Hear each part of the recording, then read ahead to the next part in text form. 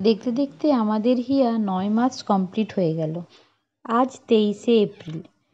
তো খেয়াল ছিল না, দিদিভাই ফোন করে বলতেই তবে মনে হলো আজ 23শে এপ্রিল। এখন এমনভাবে দিনগুলো পেরিয়ে যাচ্ছে বোঝাই যাচ্ছে না। তো আজকে আমার কোচবিহার যাওয়ার প্ল্যান ছিল। বাবু সকালবেলাতে ভাত টাত খেয়ে দিয়ে শুয়ে পড়েছিল, তো আমার ঠিক যাওয়ার সময় উঠে পড়ে।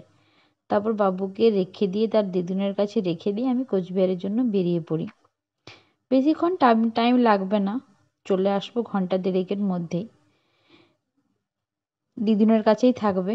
সন্ধেবেলায় ফিরে এসে তারপর কেক কাটিং করব, ফটোশ্যুট করব। এভাবেই তো আমি বেরিয়ে যাই 2:30-3টের সময়। বাবু যখন ফিরে এসেছে আমাকে অনেকক্ষণ পর দেখার পরে সে কান্নাকাটি শুরু করে দেয়।